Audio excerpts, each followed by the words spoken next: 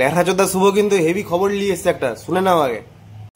আর তখন latest news দিতে 5 তারিখ ঠিক 9:45 PM কবি সুভাষ মেট্রোর সামনে ডিজে প্রচুর মার খেয়েছে। কি বলছো? প্রচন্ড, অ্যাকাউন্টে 389 টাকা পড়ে আছে। এই জন্য 500 টাকাও মানুষকে দিতে পারে না, প্লাস্টিক টাকা ঘুরিয়ে। মানে সবই ঠিক আছে, কিন্তু ব্যাপারটা হলো এই যে 5ই অক্টোবর ঠিক রাত 9:45 PM এই কোদালচোদা অরুণ যে কবি সুভাষ মেট্রোর সামনে মার খেয়েছে, কেলানি খেয়েছে, সেটা লেখাচোদা শুভ কি করে জানলো? মানে বাই এনি চান্স তাহলে কি কোদালচোদা অরুণের ফিল্ডিং সেটটা লেখাচোদা শুভ করেছে? মানে বলা যায় না। কিন্তু তার থেকেও বড় কথা হলো এই কোদালচোদা অরুণের অ্যাকাউন্টে 389 টাকা রয়েছে, সেটা লেখাচোদা শুভ কি করে জানলো?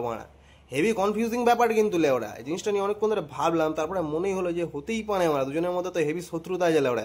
একজন শুয়োর আর একজন কুত্তা, হতেই পারে না হওয়ার তো কিছুই নেই লেওড়া।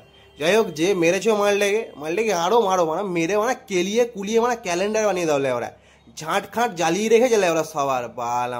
যদি শুভ মেরে থাকে, শুভকে কুর্নিস লেওড়া, লেখা চোদা শুভ চলো দেখা হচ্ছে অন্য কোনো ভিডিওতে।